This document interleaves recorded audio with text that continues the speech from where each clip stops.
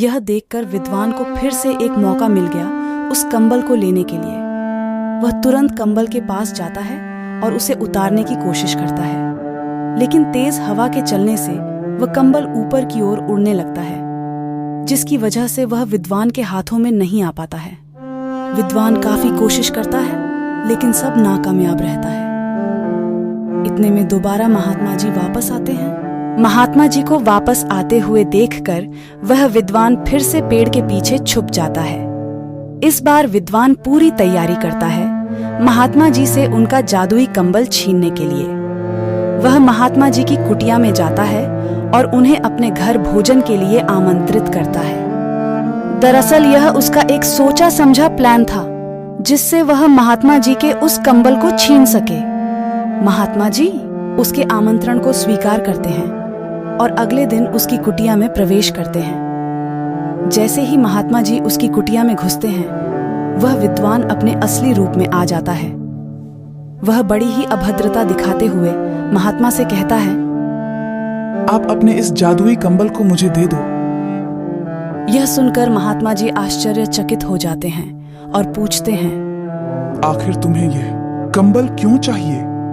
इस पर विद्वान कहता है कि यह एक जादुई कंबल है, जिससे मैं अपने हर बिगड़े हुए काम को सुधार सकता हूँ और ढेर सारा धन कमा सकता हूँ। विद्वान के ऐसे विचार सुनकर महात्मा जी काफी दुखी हुए, लेकिन विद्वान नहीं माना। इसलिए महात्मा जी ने अपने उस कंबल को विद्वान को सौंप दिया और वहां से अपनी कुटिया के लिए रवाना हो गए। अगले दिन विद्वान उसी गांव में उस जादुई कंबल को लपेटे हुए निकलता है। लोग उसे देखकर हंसते हैं कि यह देखो पागल आ गया। इतनी गर्मी में भी कंबल लपेटे हुए हैं। लोगों की ऐसी बातें सुनकर वह हैरान रह जाता है, लेकिन फिर आगे बढ़ने लगता है। आगे एक व्यक्ति खाली टोकरी लिए हुए आ रहा होता है। विद्वान उसे रोकता है और कहता है कि मैं तुम्हारी इस खाली टोकरी को फल और सब्जियों से भर दूंगा। ऐसा सुनकर वह व्यक्ति हंसता है और विद्वान को पागल कहने लगता है। विद्वान अपने उस कंबल को उस टोकरी पर फेरता है, लेकिन वो टोकरी फिर भी खाली ही रहती है।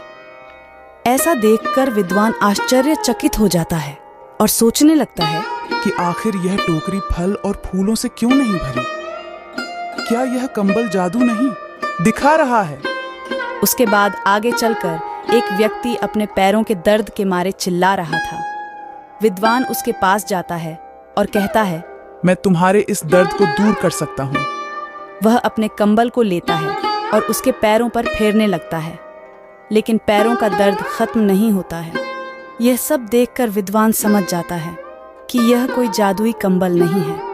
अगली सुबह विद्वान महात्मा की कुटिया में जाता है, उन्हें उसके कंबल को वापस करता है और कहता है, महात्मा जी, मुझे आपका यह जादुई कंबल नहीं चाहिए। यह मेरे किसी काम का नहीं है। महात्मा जी कहते हैं, यह कोई जादुई कंबल नहीं है, बल्कि अगर इंसान का मन साफ हो तो उसकी कही हुई बात और उसका हर किया हुआ काम सही ही साबित होता है। यह सब सुनकर विद्वान अपनी गलती को मानता है और उनसे इस गलती की क्षमा भी मांगता है। दोस्तों, यह कहानी अच्छी लगी हो तो इस वीडियो को लाइक और सब्सक्राइब जरूर करें। धन्यवाद।